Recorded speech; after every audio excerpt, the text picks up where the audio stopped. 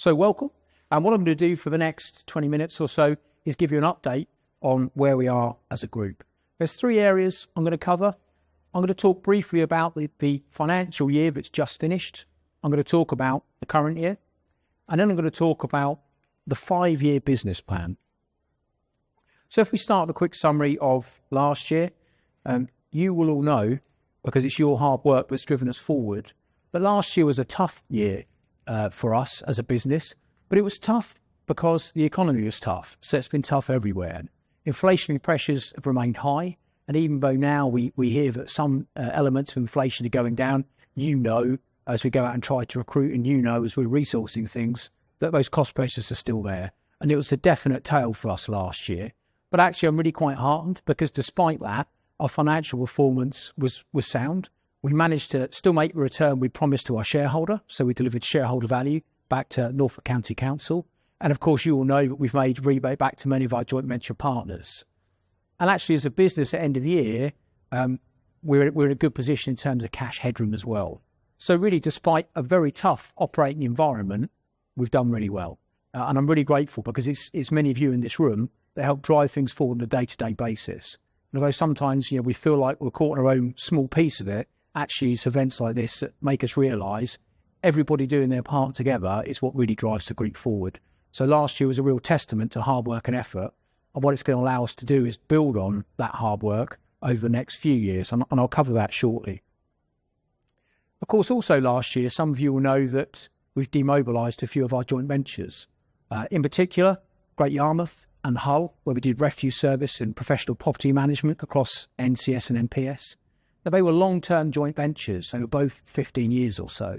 And whilst, of course, we don't like to lose business, you have to be sanguine and accept that after a while, even the best customers decide that they need to try something different.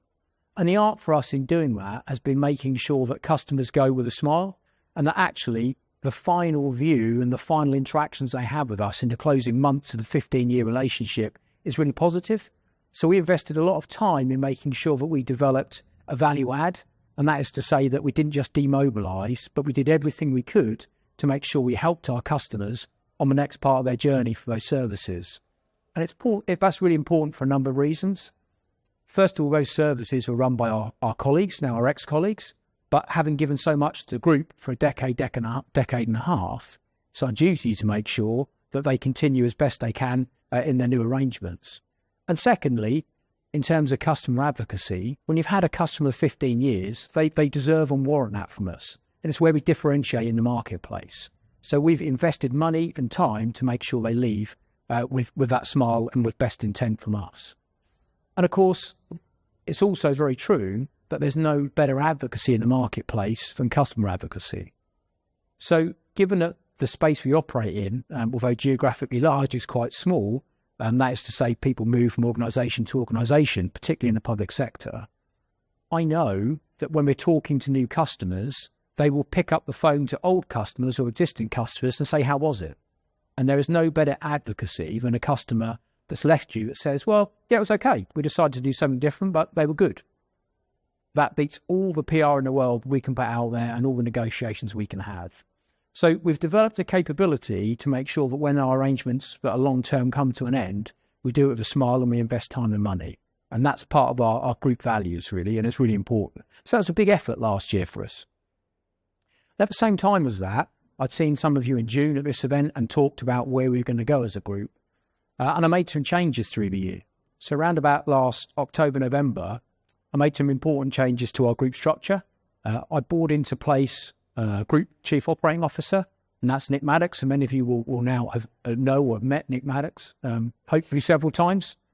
But in doing that, what it's allowed me to do is make sure that as a senior team, we can focus on the strategy and really making sure that the group going forward's got sound direction, but at the same time be really sure that day-to-day operations are in safe hands. So appointing Nick into that role has allowed us to make sure that we begin to join up the three key constituents of the group. And of course, I'm talking about Norse Commercial Services, Norse Care, and Norse Consulting Group. And what I was finding before I put that post into place was quite often I was trying to have the same conversation on three different occasions to glue everyone together. And a significant part of where we go next is about what we do as one group. And you've heard some of that, or some of you will have heard some of that on the Project One presentation. Leveraging the sum of parts is how we differentiate in the marketplace moving forward. So one group and one voice is really important. So Nick in post as Group COO really helps us achieve that. And of course, you will know that Nick has very quickly taken to that and has driven forward a number of changes across those businesses as well, with some senior appointments. And Daniela, who now runs Consulting Group for us, Dan Vanstone, who's now running NCS, and many of you may have met or hopefully will meet today, Paul Gilligan, who's running our care operation. So we've got a really tight team of senior people on the ground delivering operations on a day-to-day basis.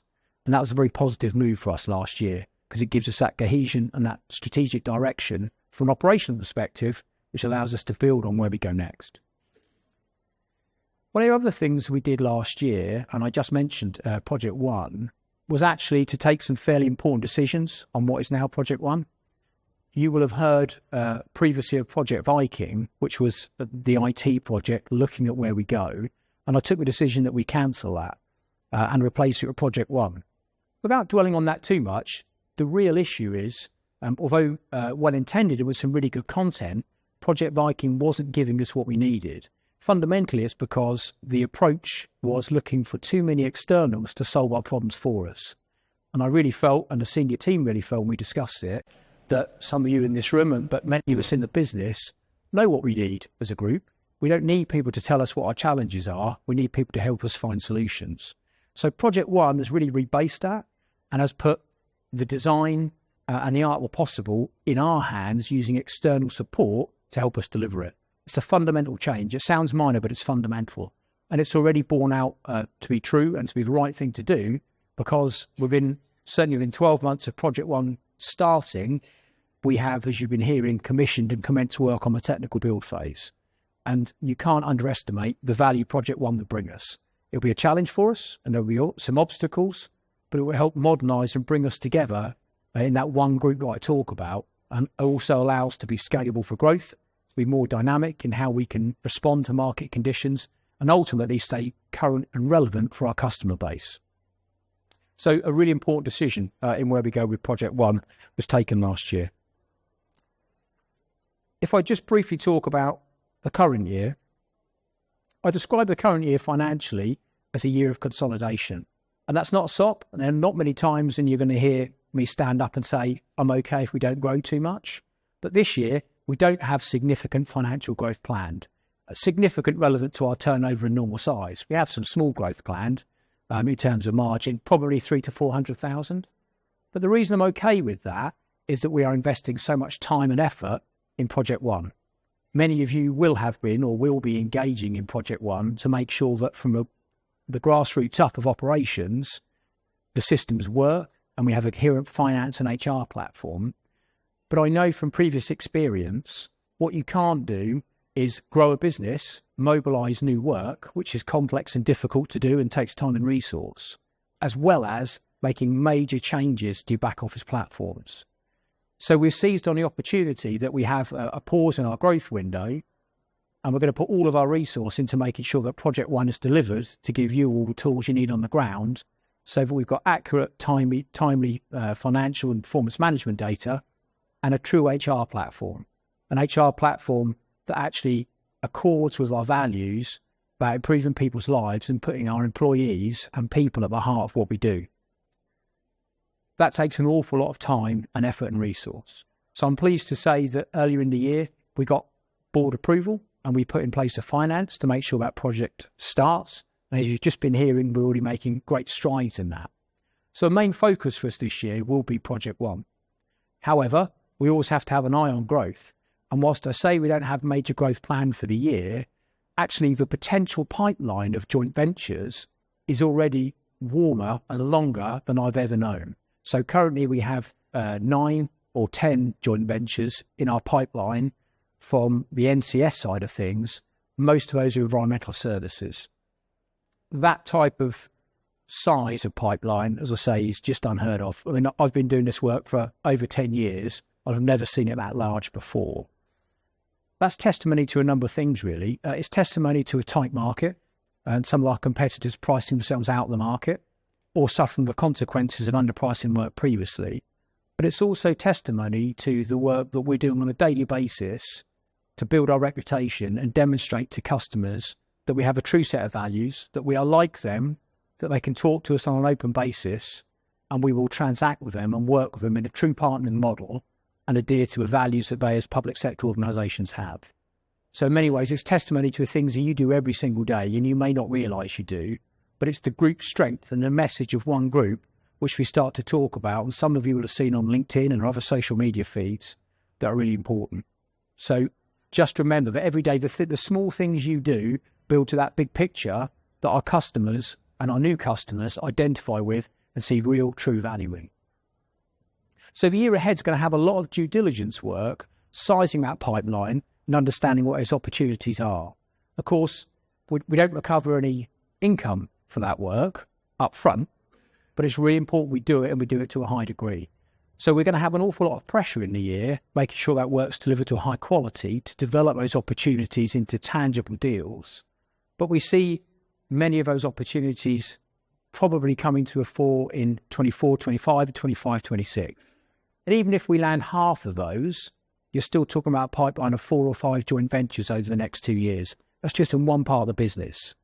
So we're really well placed for growth. And again, making sure Project One is done and delivered gives us a platform and platforms which are modern, agile, allow us to grow quickly and give our customers what they want in terms of real-time management information and clear, transparent data. So some other things we need to consider as we move through the year are where we go with our ESG agenda. And I'll touch on ESG a little bit later. But what I would say is, because of who we are and the work we're doing, particularly in highways, and the fact we're publicly owned, we've developed what is at the moment a nascent opportunity, but one we're trying to develop at pace, to partner with an organisation that has developed a very interesting proposition in carbon auditing. And in short, they need a partner that can go out and deliver it on a consultancy basis. And because of our credentials and because of our unique positioning, we're currently working up a commercial agreement with them. And if we can deliver it, what it will see is the ability for us to really leapfrog into the market from a carbon auditing perspective in the public sector space, and in particular, environmental services.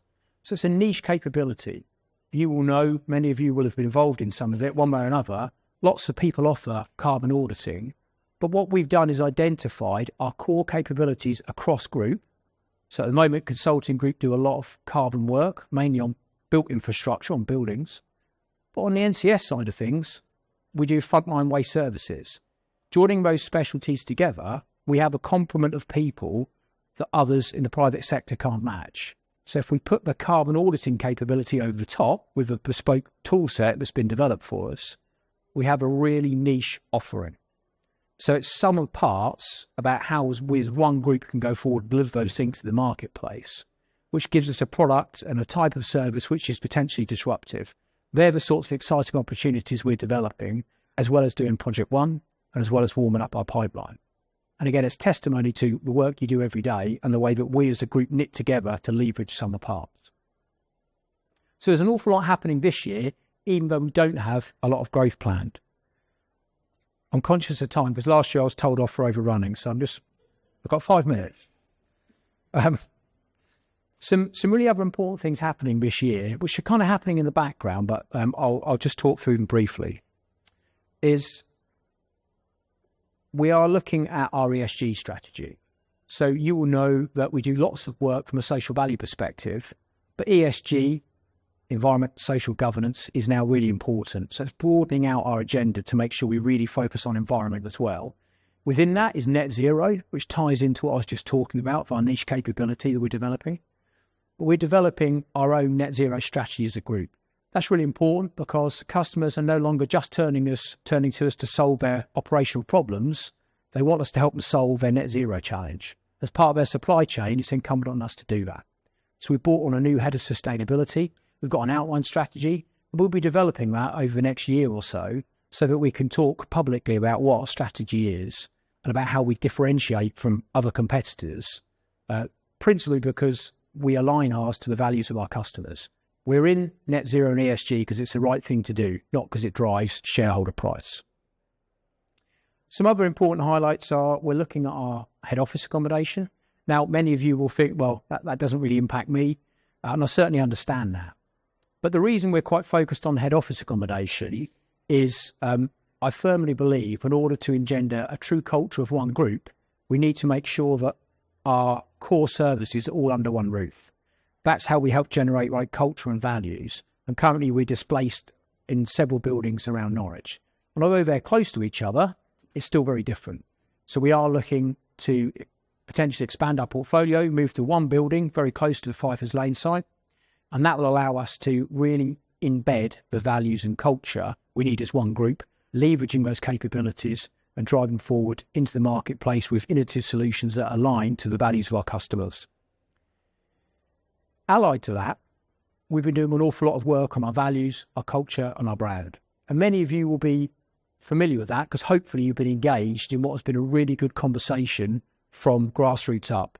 And at the one event last year, we talked about how we're just beginning to get on that journey and the design agency came and talked about what that work was looking like. Well, we've now nearly completed that first phase. And what it's going to allow us to do is to really develop and bring into fore a new brand right at the point when we're going to bring Project One on. So we go to the marketplace with better systems, we're more agile and more responsive, and a brand that really reflects what we are and what our customers want. And all of that, of course, brings our people to the fore. So the other thing we continue to do this year is embed our people strategy that our group HRD, Katie Marrison, has developed. So an awful lot of things happening in support of getting Project One going.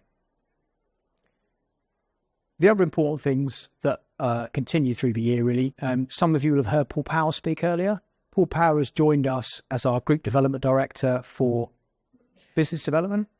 Really important, Paul brings a strategic capability to begin to knit together what our offer is. What our offer is joined up across the group, leveraging those parts and responding to emerging customer trends.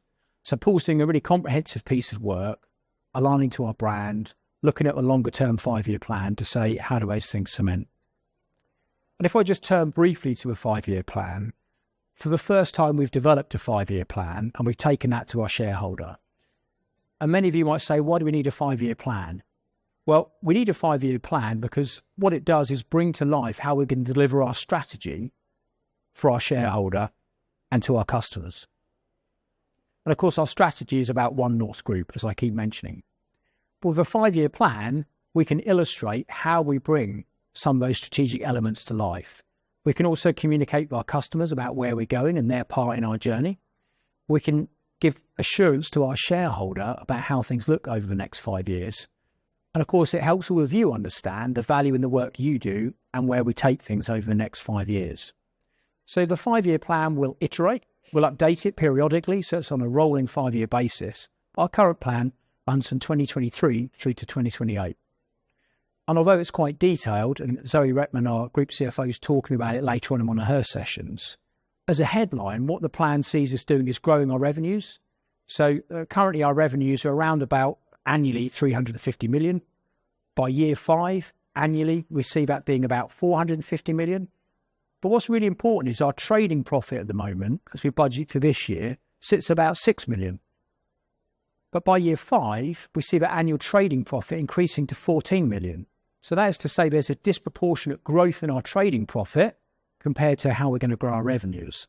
And that reflects the fact that we're looking to grow more of our own brands in-house where we keep all of the margin and actually have more constructive deals around how we profit share and risk share with our customers.